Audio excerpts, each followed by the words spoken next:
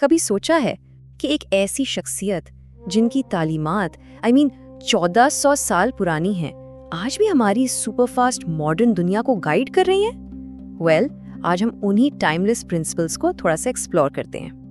اور یہ سوال بالکل دماغ میں آتا ہے نا کہ 7th سینچری کا ایک انسان آج کے اس ٹیک سیوی ورلڈ کو، ہماری دنیا کو کیسے انفلوئنس کر سکتا ہے جہاں ہر چیز اتنی تیزی سے بدل رہی ہے۔ چلیں اسی سوال کا جواب ڈھونڈنے کی کوشش کرتے ہیں، لیکن آگے بڑھنے سے پہلے ایک بڑا زبردست فیکٹ شیئر کرتا ہوں۔ مائیکل ایچ ہارٹ ایک امریکن ہسٹورین ہے، انہوں نے کتاب لکھی دی 100۔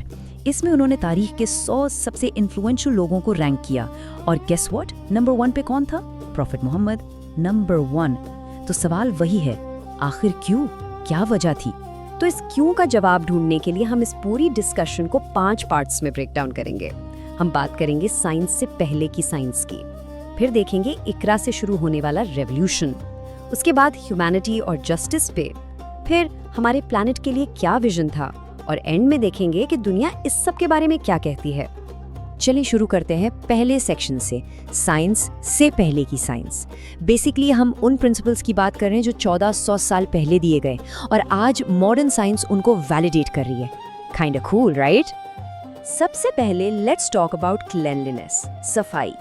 ذرا سوچئے، اس وقت جب ہائیجین کا کانسیپٹ عام نہیں تھا، اس وقت اسلام نے کہا کہ صفائی آدھا ایمان ہے، اور یہ صرف ایک کہنے کی بات نہیں تھی، اس کے گرد ایک پورا لائف سٹائل بنایا گیا۔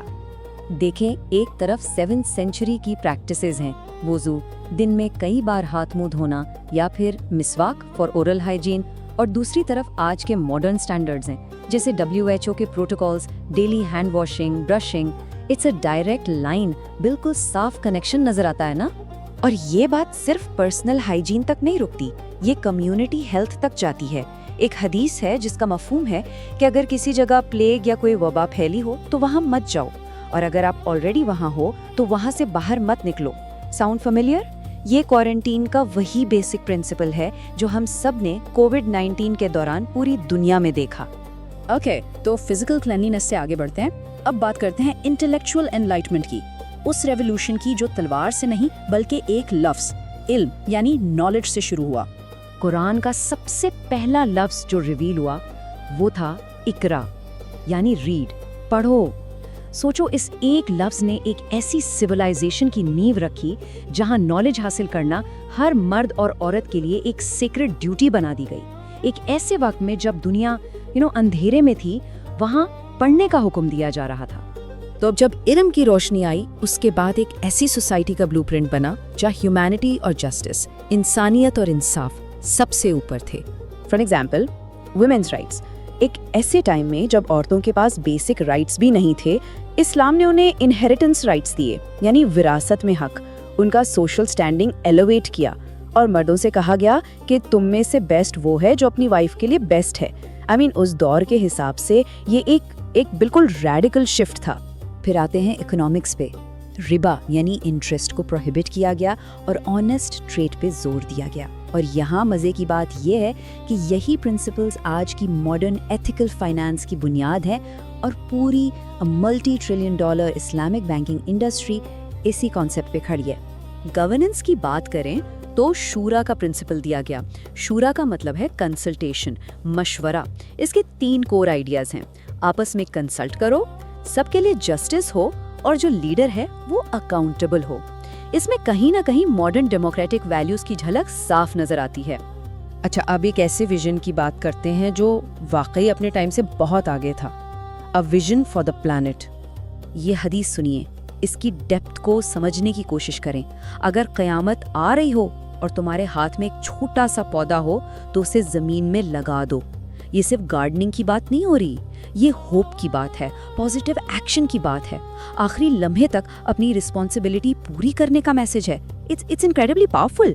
اور اس کے علاوہ بھی پانی ویسٹ کرنے سے منع کرنا، اینیملز کے رائٹس اسٹیبلش کرنا، زمین کو کلٹیویٹ کرنے کے لیے انکریج کرنا، یہ سارے آئیڈیاز جو ہیں نا، یہ آج کی گلوبل سسٹینیبلٹی موومنٹ کی کور ویلیوز ہیں، اور یہ سب 1400 سال پہلے سکھایا جا رہا تھا۔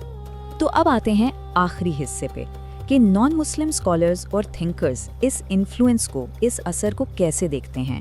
واٹ ڈز دا ورلڈ سے؟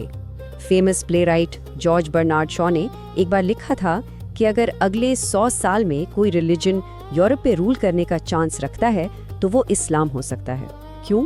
ان کے خیال میں اس میں ماڈرن پرابلمس کو سالو کرنے کی کیپیسٹی ہے. مہاتما گاندھی نے اس بارے میں کہا، انہوں نے لکھا کہ وہ اس بات پر کنونس ہو گئے کہ اسلام کی سکسیس تلوار کی وجہ سے نہیں تھی، بلکہ پروفٹ محمد کی سمپلسٹی، ان کے کیریکٹر اور اپنے کمٹمنٹس کو پورا کرنے کی وجہ سے تھی. اور اب ہم واپس وہیں آتے ہیں جہاں سے ہم نے شروعات کی تھی، اسی کتاب پہ. مائیکل ایچ ہارٹ اس رینکنگ کو جسٹیفائی کرتے ہوئے کہتے ہیں کہ پروفٹ محمد ہسٹری میں وہ واحد انسان ہیں جو ریلیجس اور سیکولر یعنی دینی اور دنیاوی دونوں لیولز پر سپریملی سکسیسفل تھے. تو ہمارا سوال شروع میں کیا تھا کہ ایک 7th سینچری کا انسان آج کے ورلڈ کو کیسے انفلوئنس کر سکتا ہے؟ جواب شاید یہ ہے کہ انہوں نے مشینز انوینٹ نہیں کی یا کوئی بلڈنگز نہیں بنائی.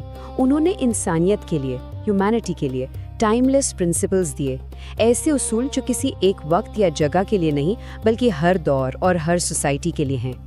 تو بس آخر میں اتنا سوچئے کہ جب دنیا اندھیروں میں تھی تب ایک روشنی نے ہیومینٹی کا راستہ ہمیشہ کے لیے بدل دیا، اور وہ روشنی انہی پرنسپلز کی شکل میں آج بھی ہمارے سامنے ہے.